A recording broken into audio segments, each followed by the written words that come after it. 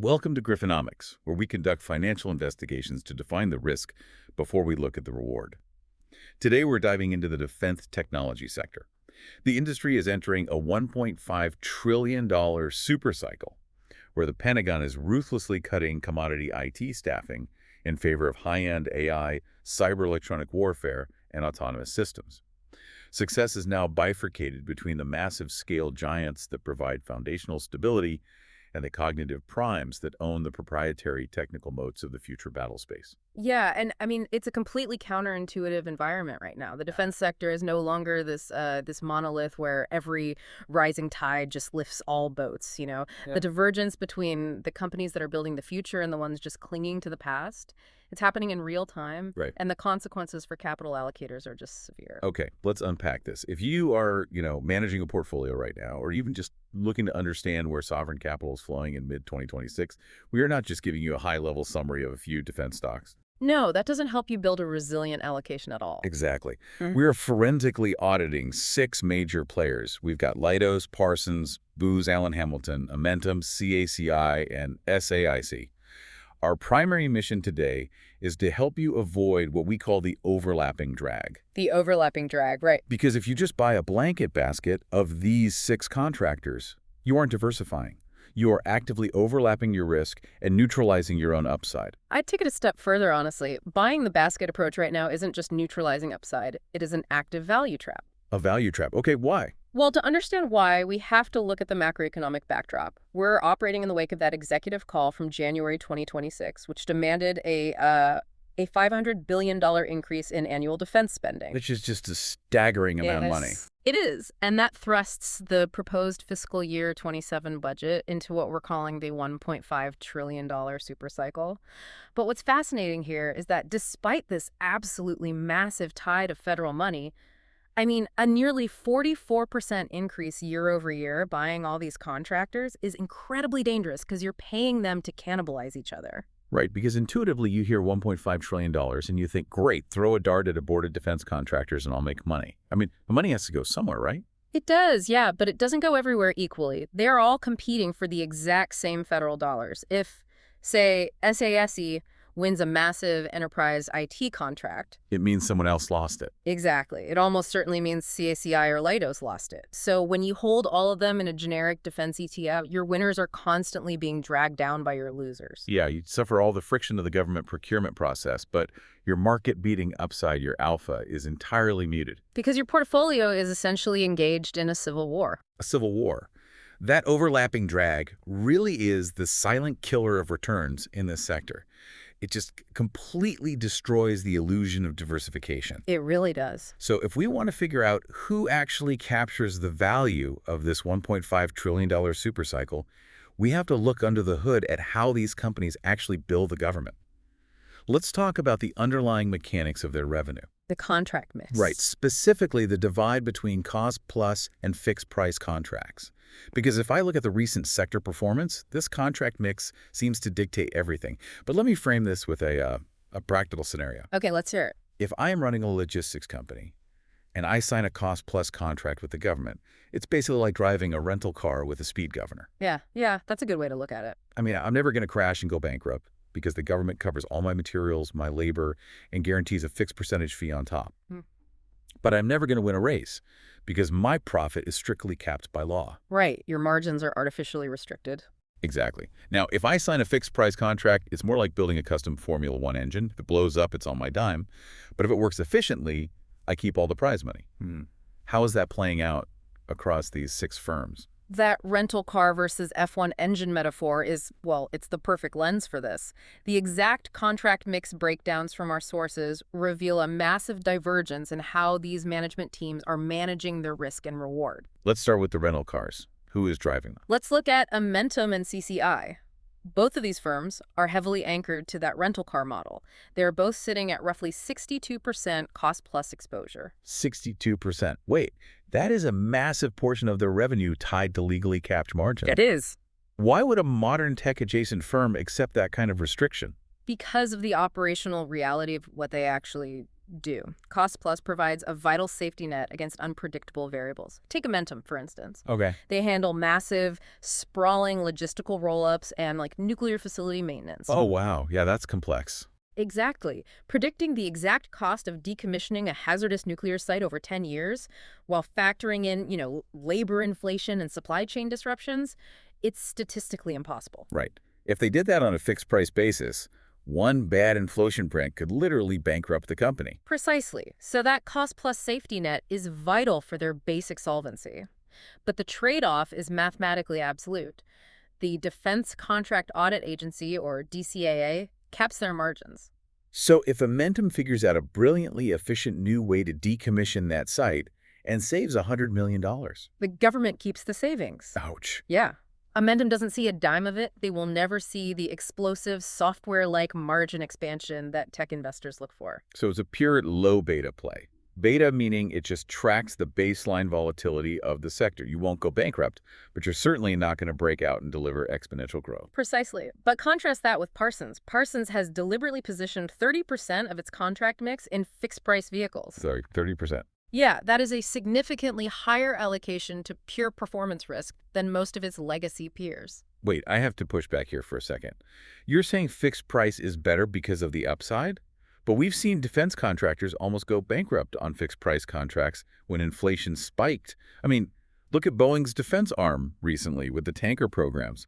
They bled billions. That's a really fair point. Why are you treating fixed price as a strength for Parsons? It's a great challenge. And look, if Parsons were bending metal to build physical aircraft like Boeing, I'd completely agree with you. The physical supply chain is ruthless right now. Right. Material costs just eat you alive. Exactly.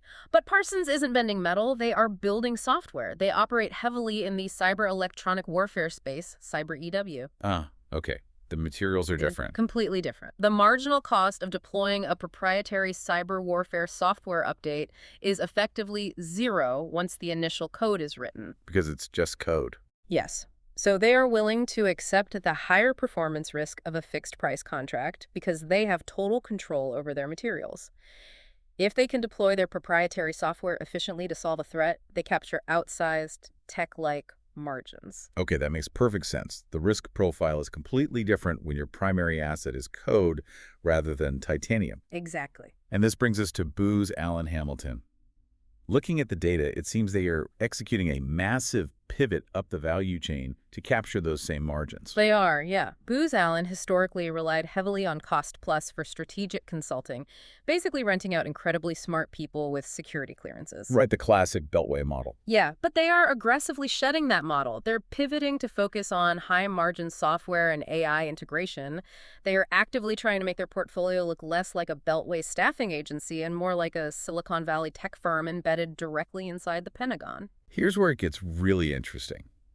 Because you would naturally assume that if a company like Amentum or CACI wins a massive multi-billion-dollar commodity IT bid, right, say providing standard network maintenance and body shop staffing for an entire intelligence agency, you'd think that's an immediate victory for the stock. You would think so, yeah. The headline hits the wire, the stock should pop. But there's a structural disease haunting the sector right now.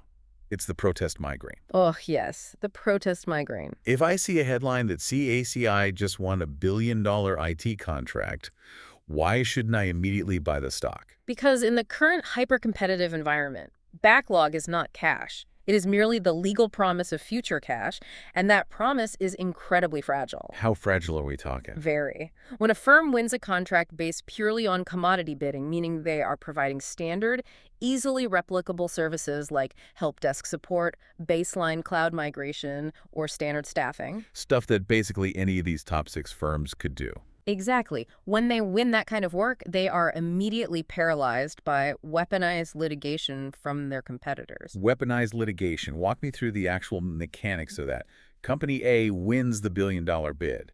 What happens on day 2? On day 2, companies B, C, and D, the losers, immediately file formal protests with the Government Accountability Office, the GAO. Oh, that's automatically. Almost automatically.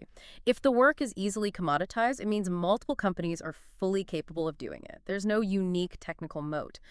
Therefore, the losing firms will heavily scrutinize the government selection process, looking for any minor procedural flaw, and file a protest. And here's the brutal part. The moment that protest is filed, the GAO initiates a 100-day review clock. Yes, and the government issues a start work order. So the billion-dollar contract is completely frozen. Frozen solid. The revenue realization stalls for months, and often it doesn't end after 100 days. Protests lead to corrective actions, reevaluations, and sometimes federal court appeals. Yeah. A contract won in January might not generate a single dollar of cash flow until the following year. The PR headline says, company wins $1 billion, but the cash flow statement shows zero. And who is taking the brunt of this migraine right now in our group of 6? AMTM and SAIC are highly vulnerable here. Because of the type of work they do. Right. Their business models are heavily reliant on labor-intensive, full lifecycle operations and mission integration services. Because those services are largely commoditized, Amentum's massive operational footprint makes them a frequent target. So they win a complex logistical contract, and 3 other logistics giants immediately protest it because they know they could have provided the exact same bodies to do the work. Exactly. It's a race to the bottom and then a legal fight over who won the race. It sounds like they are constantly fighting in the mud just to keep the revenue they theoretically already won. It's an exhausting way to run a business. It is, and it destroys revenue visibility for investors. But this highlights the exception, which is absolutely critical for you as an allocator to understand. Parsons secures highly durable, protest-resistant revenue. Because they are fighting in the mud. Exactly. They completely bypass the commodity bidding wars because they operate with sole source technical moats. Let's break down sole source, because that is the magic word in federal contracting. Sole source is the holy grail. Right. It means the government looks at a complex threat vector. For example, let's say they need to fuse offensive cyber capabilities with the physical radar systems of a missile defense battery in real time. A highly specific, highly technical problem. Very. So the DoD surveys the market and formally determines that Parsons is the only company with a proprietary software capable of executing that specific fusion. So there is no open bidding. None. There is no request for proposals to the broader market. The government just awards the contract directly to Parsons. And if there are no competitors who can legally or technically perform the work? There is no one who has standing to file a protest. That is incredible, because Parsons has walled themselves off in this highly specialized, high barrier to entry cyber EW niche. They are immune to the protest migraine. Yes. Their backlog actually converts to cash without the legal friction that paralyzes the legacy integrators. That is a massive distinction, and it perfectly bridges into the next layer of this audit. Because if weaponized protests and legal challenges stall revenue for the commodity players, we have to look closely at the actual velocity of their money. The conversion rate. Exactly. We need to measure how fast these companies are converting their reported backlogs into spendable cash. This is the backlog paradox. It's a huge issue right now. If I'm looking at a company's balance sheet and I see a $38 billion backlog, logically I assume they're swimming in cash and their future is untouchable. But we are seeing a massive revenue conversion lag across the board. If they have the contracts, why aren't they getting paid? The lag is structural to how the Department of Defense has evolved by 2026. It goes deeper than just the legal protests. Okay, so what is it? The DoD is currently facing severe systemic administrative delays in actually issuing technical directives. It's a bureaucracy issue. So even after you win? Even after a contract is awarded, and even if it survives the protest period, the government still has to issue specific funded task orders to authorize the work to begin. Which takes time. It takes months. But more importantly, the government has shifted heavily toward outcome-based contracting. Okay, outcome-based contracting, meaning they aren't just writing blank checks for a contractor to show up and try. They're only unlocking the funds if the contractor achieves specific, measurable technical milestones. Exactly. In the past, under time and materials contracts, if you put a warm body in a seat, you got paid for their hour. Right. Now, under outcome-based frameworks, the government says, we aren't paying you until the cloud migration achieves a 99.9% uptime metric across these 3 secure nodes. Wow. Yeah. That puts all the execution risk on the contractor. It forces companies to continuously prove their technical viability at every single stage of the project. It creates this agonizing administrative friction that drags heavily on top-line growth. This is the backlog paradox.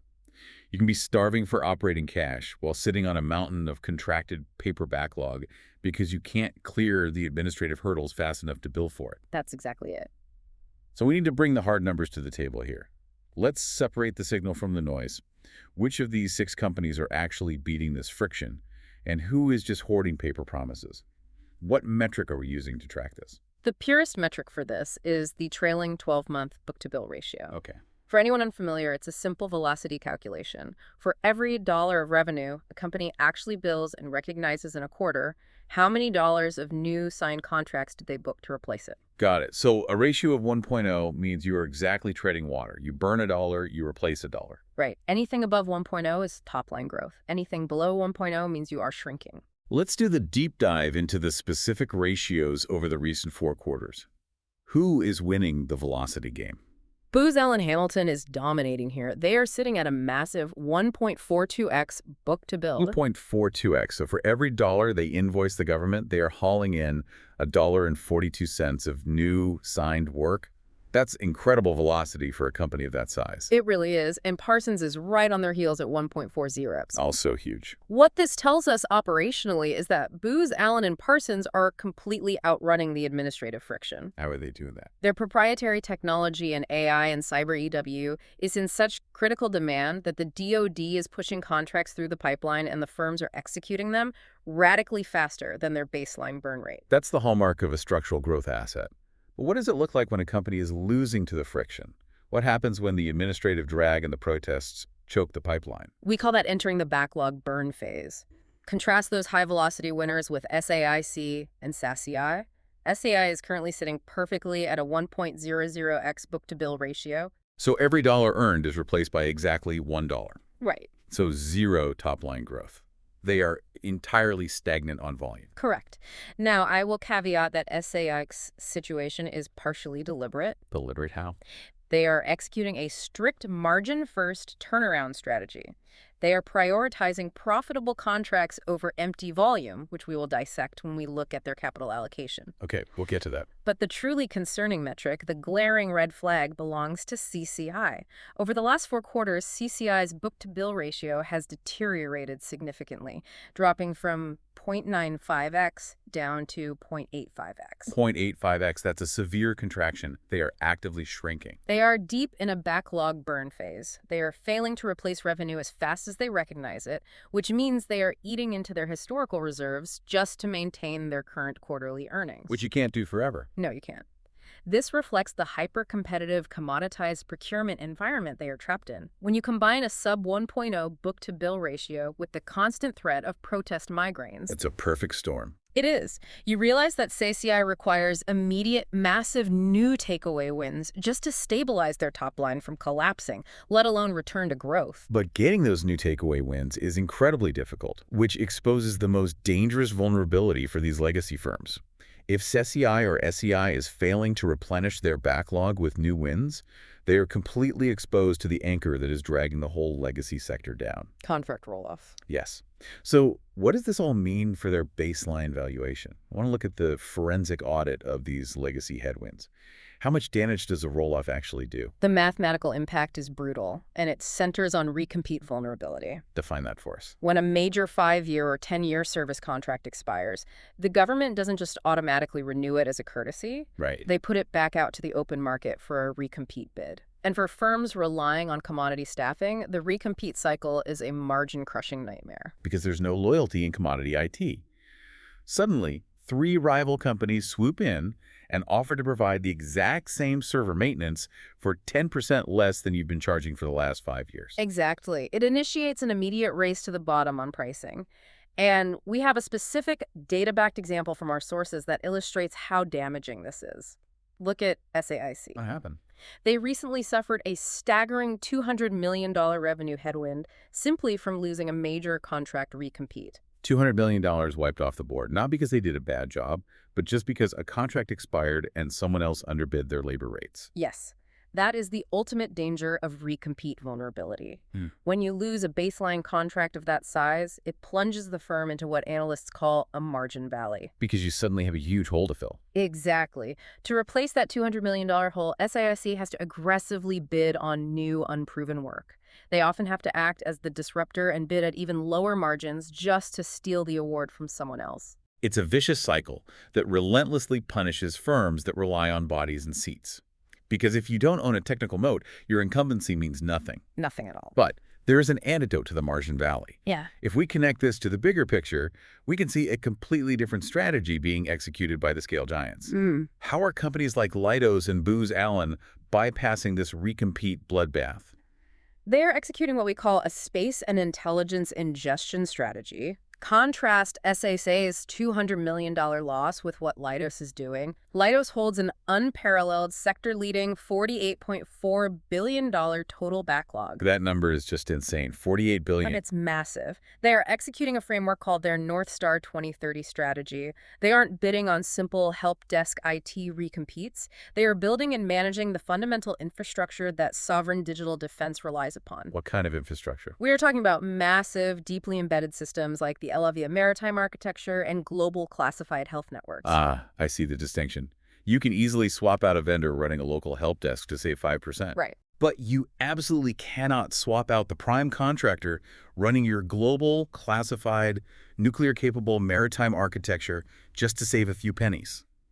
The switching costs, the risk of operational failure during the transition are astronomically high for the government. Exactly. The switching cost is the moat, and Booz Allen is executing the exact same playbook in the intelligence sector. How so? They're securing massive 7-year recompete wins in highly classified space operations and dark budget intelligence. These are multi-year, multi-billion-dollar contracts that provide an immediate, stabilized baseline of revenue. And I'd imagine the barrier to entry there is huge. Or surmountable for most. Because the work is so incredibly sensitive, requiring deep mission intimacy and specialized top-secret clearances, competitors literally cannot even get into the room to bid against them. So by securing these 7-year, highly classified sole source intelligence contracts, they completely bypass the ramping friction. They don't have to fight in the mud. They just lock in their revenue floor for the better part of a decade. Yes. It's the difference between renting your revenue and owning it. To secure these unassailable multi-year contracts today, you can't just offer an army of cleared personnel. You have to offer the brain of the operation. You have to offer proprietary, deeply integrated technology. And this leads us perfectly into the most critical dynamic of this entire supercycle. It is the undeniable elephant in the room, the autonomous and AI ingestion strategy. Here we go. We need to talk about artificial intelligence, but we need to strip away the Silicon Valley hype and frame AI uniquely for the defense sector. Because the Pentagon operates under entirely different rules than Google or Microsoft.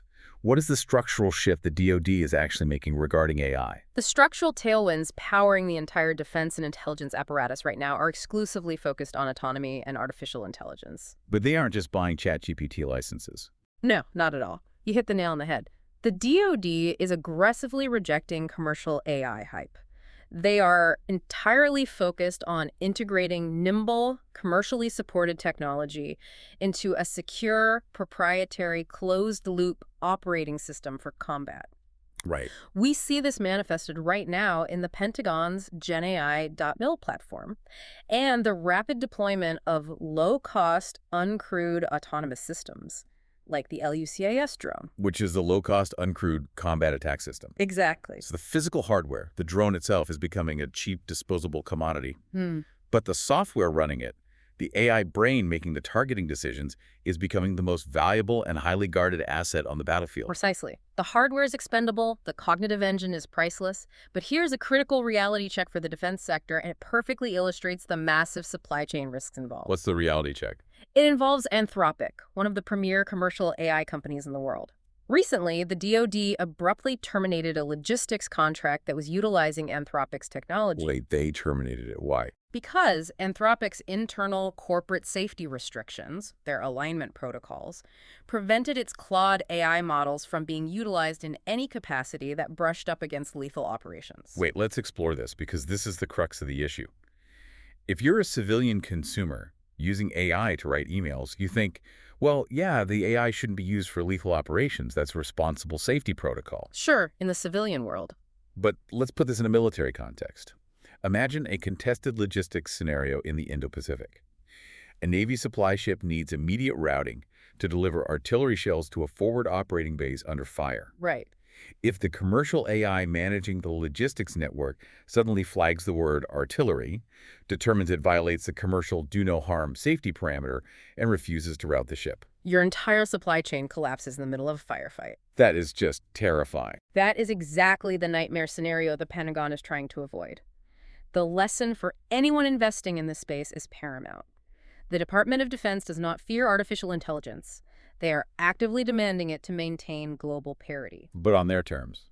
Exactly. They demand absolute, unquestionable control, transparency, and auditability over that AI. So no black boxes. None. If a defense contractor tries to cut corners by licensing a black box commercial model, a model where they don't own the underlying training data, where they can't audit the source code, or where a commercial vendor in San Francisco can suddenly impose a safety patch that paralyzes a military operation. What happens? That contractor faces severe compliance traps and immediate contract termination. The Pentagon cannot have a conscientious objector written into their source code. No, they cannot. So who are the clear winners of this highly restrictive, highly auditable AI mandate? Who is providing the cognitive engines that the Pentagon actually trusts? The clear, undisputed winners here are the cognitive primes. That's Booz Allen, Hamilton, and Parsons. Because they own the tech. Because they provide auditable interfaces, not consultative hype. Look at Booz Allen. They recently executed a massive $720 million acquisition of Ultra INC Mission Solutions. Okay, that's a huge buy. It is. Through that acquisition and the development of their proprietary Velix cyber suite, they are embedding highly secure proprietary AI and encryption directly into tactical edge compute hardware. They aren't just giving the military advice on how to use AI. No, they are building the proprietary auditable AI agents that actually write the code, parse the satellite imagery in real time, and analyze the target data on the battlefield. They own the brain. And what about Parsons? How are they deploying this? Parsons is utilizing intelligent automation to massively scale offensive cyber operations. They are building systems that orchestrate data fusion across both the cyber and electromagnetic domains simultaneously. Wow. Yeah, and they are actively integrating these automated assets directly into the DoD's combat decision loop. So here is the aha moment for anyone tracking this sector. Booz Allen and Parsons aren't just selling PowerPoint presentations on the future of machine learning. They are becoming the proprietary interface moat. The interface moat, exactly. They are providing the actual, auditable, highly secure AI brain that the Pentagon demands. Now, contrast this against the legacy integrators, the CACIs and SAICs of the world. It seems like they largely remain purely consultative in their approach to AI.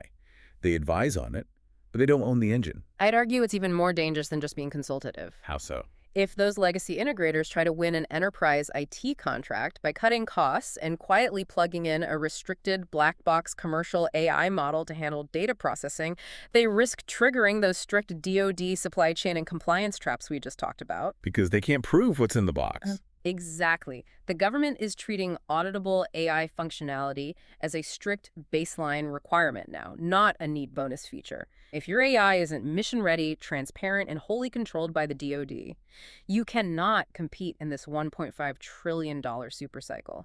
You will be regulated out of the bidding process entirely.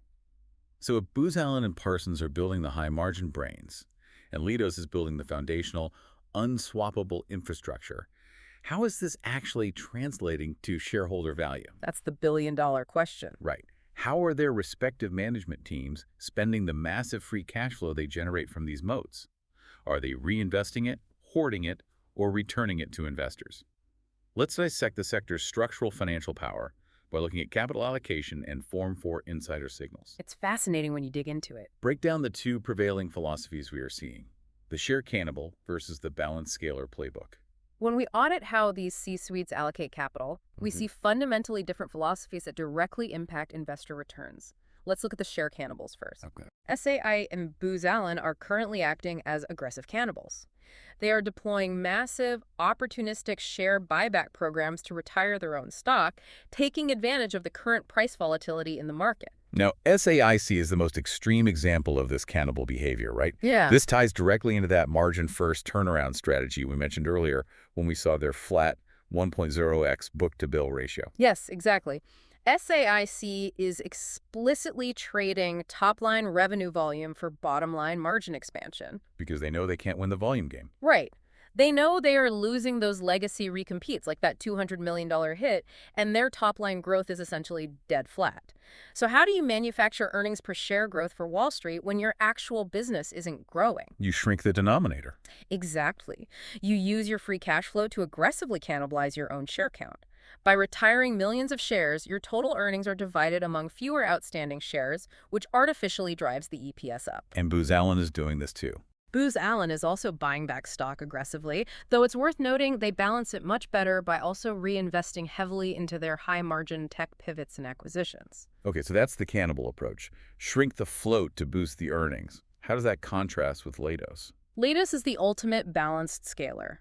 Because of their massive $48 billion size and foundational status across the government, they don't need to engage in volatile, opportunistic share retirement just to juice their EPS for a quarter. So what do they do with the cash?